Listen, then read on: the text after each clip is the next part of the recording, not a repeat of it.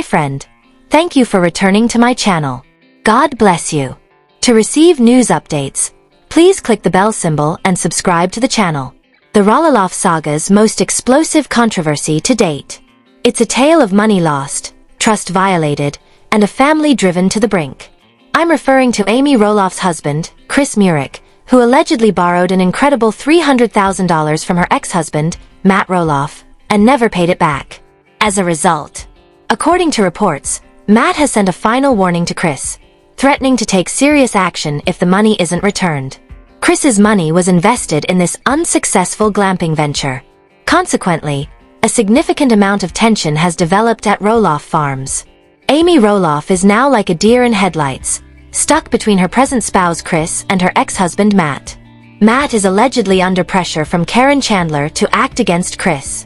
And, given that Zach had previously criticized Matt's business tactics, this incident appears to support Zach Roloff's earlier charges regarding his father. What really is the Roloff family doing? Are they about to be destroyed?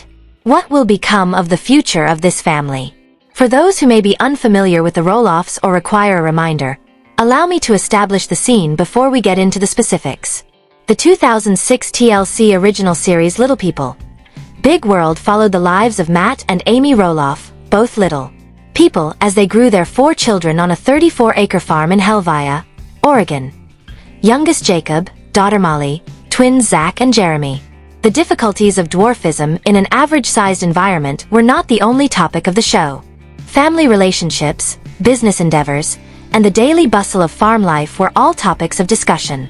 We've witnessed more drama than a soap opera over the course of 25 seasons, including weddings, babies, and heartbreaks. However, Matt and Amy's divorce in 2016 after 28 years of marriage marked a true turning point. It was disorganized. The headlines were dominated by claims of adultery, disputes over authority, and arguments for the farm's future. After her divorce, Amy fell in love once more with Chris Marek, a real estate agent she met in 2016 at an event for single people. In 2021, they were married directly on Roloff Farms, which was meant to be a sign of reconciliation and fresh starts. With his easygoing demeanor and passion for motorcycling, Chris looks like the ideal match for Amy, someone who may assist her in overcoming the toxic nature of her marriage to Matt. In the meanwhile, Matt began seeing his longtime farm manager Karen Chandler.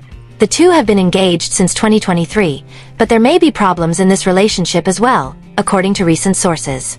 Zach Roloff, the sole child other than his parents, has also been outspoken about his father's dubious economic dealings, particularly with regard to the inheritance and sales of the farm. Here's where it gets interesting though. Several people who are aware of the scenario say that I'm drawing for reports. This whole death drama began innocently enough around 2 years ago, according to tabloids like In Touch Weekly and anonymous insiders who spoke to production teams. Chris, who has always been an entrepreneur at heart, had this brilliant notion to profit from the Roloff brand around the time the family was filming what would become some of the later seasons of LPBW. Roloff Farms is more than simply a pumpkin patch, you see. It is a popular tourist destination that attracts followers from all over the world who wish to sample that healthy, family-run atmosphere. As an expansion of the farm's attractiveness, Chris reportedly proposed a luxurious camping glamping business for the uninitiated. Picture opulent tents with soft beds, private hot tubs, fine farm-to-table cuisine, and special tours conducted by the Roffs. Given the enormous fan following of the show, it sounded like a gold mine. Always the businessman, Matt. Recall that he was the one who transformed a little farm into a multi-million-dollar business complete with dwarf-sized lodgings, pumpkin festivals, and even a short-lived wedding location showed promise. Over the years, Matt and Chris reportedly developed an unexpected romance. They connected over common interests like real estate and farm projects, despite the awkward ex-husband scenario. Off-camera, Chris even assisted Matt with several real estate listings. Thus, Matt consented when Chris asked him for initial money to launch the glamping idea. The $300,000 loan was transferred straight from Matt's accounts to Chris's business endeavor. Originally, it was a handshake agreement between family members rather than a written contract. According to reports, Matt viewed it as an investment in the Roloff legacy, which could generate income for all parties. However, as we are all aware, Well-meaning intentions don't always work out. The glamping industry became a complete bust. Since this is where the plot truly begins to fall apart like a badly knit sweater, let's take a step-by-step look at it. Location was crucial to start. Chris reportedly inspected roughly 10 acres of land next to Roloff Farms, of forested land that might be transformed into an upscale hideaway. He had visions of eco-friendly tent pods with solar-powered lights, Wi-Fi hotspots for Instagram-worthy photos, and events like wine tastings from nearby wineries or horseback riding. Though it was never formally named to prevent trademark difficulties, Chris used Matt's funding to employ contractors, purchase supplies, and even begin marketing the business on social media under a fictitious moniker like Roloff Glampgrounds. Early trouble struck. In rural Oregon, zoning regulations are strict. According to sources, Chris had to deal with months of bureaucratic red tape, including county permits for septic systems, water rights, and environmental impact studies, which cost him tens of thousands of dollars in legal expenses. Then the drama with the contractor. According to reports, the fundamental work was poorly done by the team Chris recruited, a local company with a dubious reputation. The first rainstorm caused floods since tents were erected on shaky ground. According to one source, it was a muddy disaster. That didn't seem so much like luxury camping as a survival test. Costs skyrocketed, deadlines were missed, and materials vanished. Chris contributed additional funds, using the loan to cover urgent repairs, but it was insufficient. By the middle of 2024, the project was losing money. Since interest rates had risen, more funding was not feasible. Additionally, the post-pandemic surge in travel had changed. Beaches were what people desired, not retro glamour. Chris's real estate company also suffered, with a cooling market and fewer home sales. With liens from unpaid suppliers piled up, the glamping resort was only partially constructed. The entire loss, including Chris's personal funds and every cent of that $300,000. According to sources, Chris told Amy about the disaster, describing it as the biggest mistake of my life. However, in an attempt to make things better, he initially kept Matt in the dark about the full depth of the failure. The payment ceased at that point. Despite its informal nature, the loan agreement contained a payback schedule with monthly installments beginning 6 months after the monies were distributed. Interest that is affordable for families. Early on, Chris made a few payments, but he began to skip them as the company collapsed. There were many excuses. The markets are difficult. Awaiting a significant commission. I simply need a bit more time. Initially patient, Matt became irritated. Financial dangers are nothing new to him. Recall his dwarf furniture line or his unsuccessful attempts to turn the farm into a theme park. However, this felt intimate. According to sources, Matt saw the loan as an opportunity to fully integrate Chris into the Roloff and test his character. Fold. That confidence was destroyed when repayments stopped coming in. Let's fast forward until August 2025. The situation at Roloff Farms is at an all-time high. Once a representation of solidarity, the farm now seems like a powder cake. Matt has been coping with his own concerns, such as rumors of tension in his relationship with Karen and the recent announcement that LPBW is ending after 25 seasons. Decided that enough was sufficient. Observations from agricultural workers and production insiders indicate that Matt accosted Chris last month while on a regular visit to the property. What began as a polite conversation about business turned into a brawl. According to reports, Matt sought quick reimbursement from Chris, accusing him of wasting the funds on a pipe dream. You can't buy your way back into her world, Matt.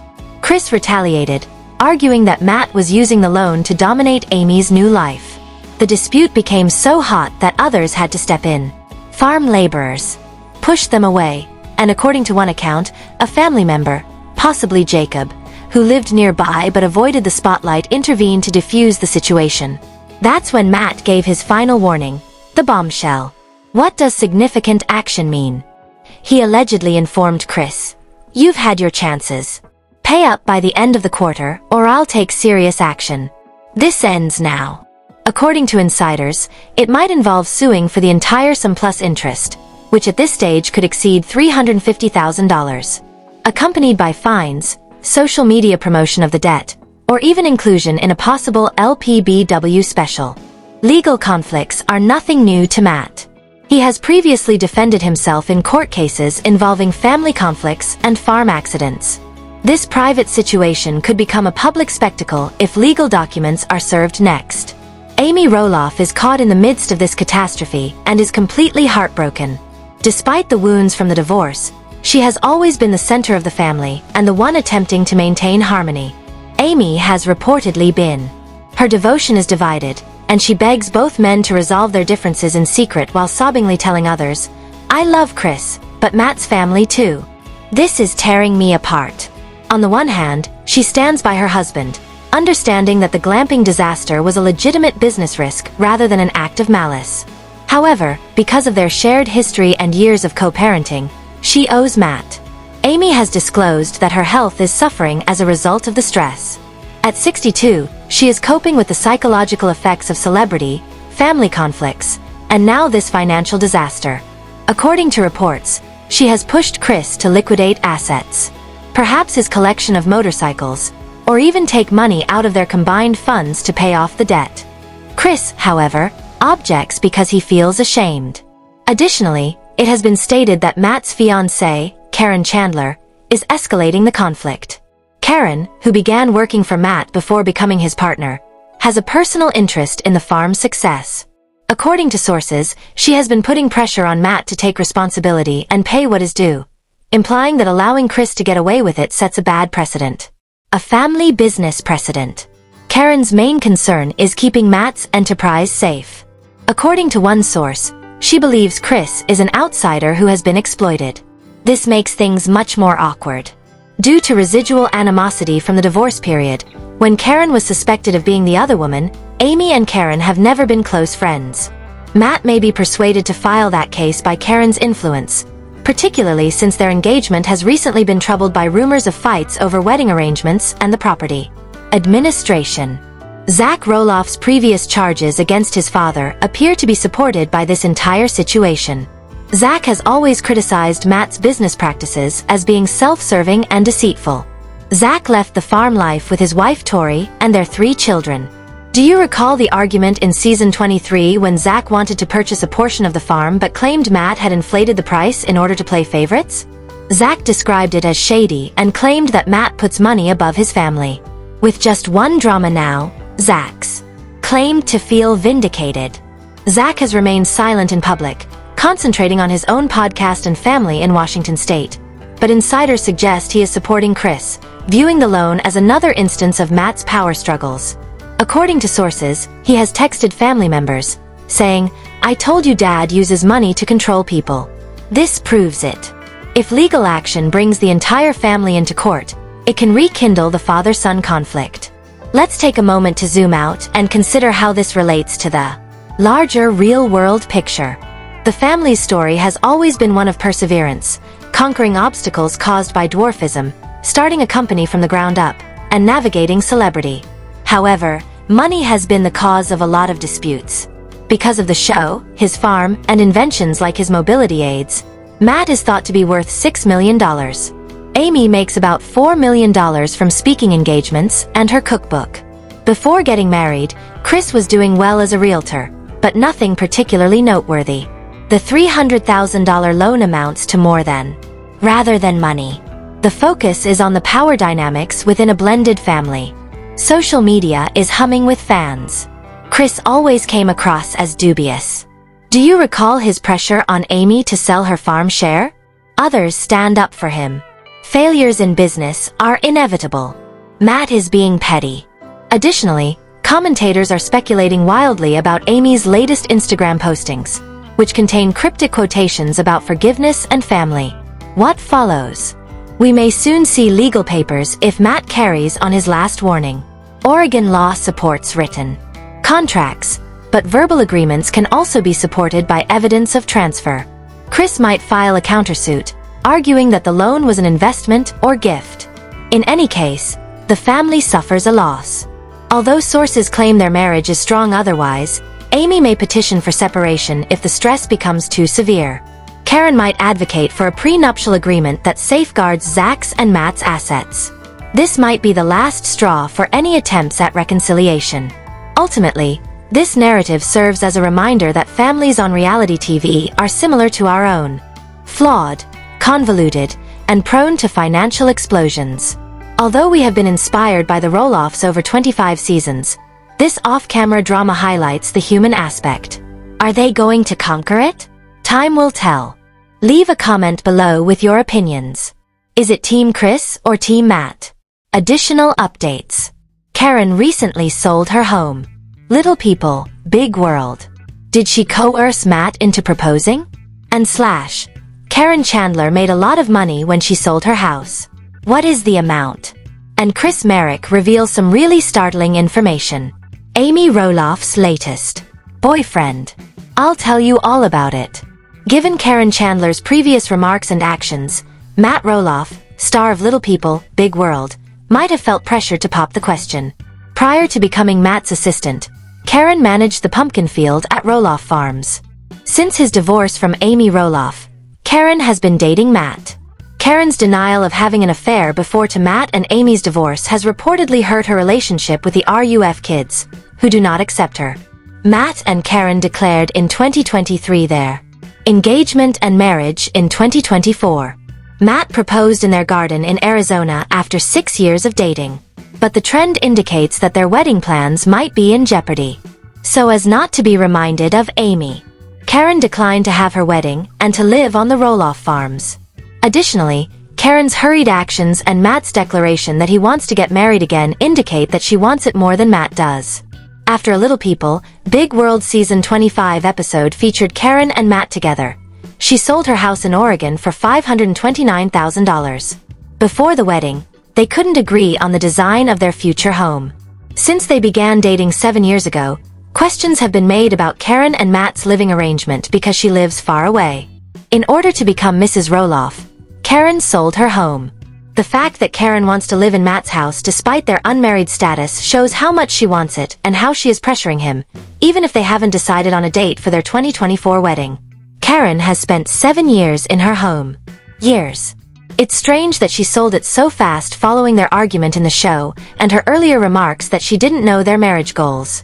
Karen should have waited until all of their plans came together before selling her previous home, even though they bought a house to move in together. Connor, Karen's son, stayed in the apartment prior to its sale following his split from Ashley Wham. Even though they are engaged and getting married soon, Matt's shocking admission that he might not want to get married again emphasizes his relationship with Karen. Matt's concern of getting married again was heard by friends Ty and Marek, who was married to Matt's ex-wife Amy. Even though he only sees Karen, Matt questions how marriage will change their relationship. We're married and we like it, but should we do that? Matt's proposal to Karen is called into question due to his candor and skepticism. The couple's commitment to marriage is called into question if the date is changed later in the year after the declaration of marriage. The couple has had success in their 7-year partnership. It's possible that Matt didn't want to walk down the aisle upon his entrance to the public. After Matt informed Amy that he was leaving Oregon, he and Karen engaged an interior designer to furnish their new home. Karen and Matt's move plans did not go as planned, as seen by their argument over the interior design of their new home in Season 25, Episode 2. Karen pointed out that Matt's intention to place a sizable piece of barnwood in his home office is annoying. When Matt said he wanted to work with him on their future house, Karen said, "I see it that way. Neither are. We got married. I live at Matt's house." Since they are not married, Karen wants to live with Matt and is doing everything she can to make him do so. She may be doing this because she loves Matt, not because she is a money-grubbing person as some LPBW supporters think. Amy Roloff's husband is attempting to create memories with her grandchildren. LPBW star Zach Roloff's son received his first bike as a gift from Amy Roloff's husband. In a future episode of Little People, Big World, Tori and Zach Roloff will share a Jackson looks up from the jungle gym to see Amy's husband Marek bringing a bike, and as Tori and Zach praise the gift, he runs over to see it. Zach tells him he needs a helmet. "Oh, terrific," said the kindergartner. Annie said, "Well, it is just like your scooter." Zach then said, "It is a completely new thing." Amy calls over granddaughter Lila Ray. Lila Ray is 2 years old, and asks Tori if either of the children has ever had a bike other than a tricycle. Tori's size has always been too big. Following Jackson's gift, Tori and Zach, the parents of 6-month-old Joa, admit that Jackson is stoic and silent. To find out if he enjoys something, bring him home by himself and see how much he talks about it explains. However, Chris's discovery of a bike that fits Jackson without Jackson was fantastic. Chris then assists Jackson on the bike, fearing it might be too big. When a producer asks Jackson if riding a bike was easy, Jackson responds, "Riding a bike is easy peasy." Later, Zach remarks, "It is terrific that Chris wants to get to know the kids." No more today. What are your thoughts on this gossip today? Please share your thoughts in the comments section below. And please subscribe to our channel for more updates like this one. Thank you.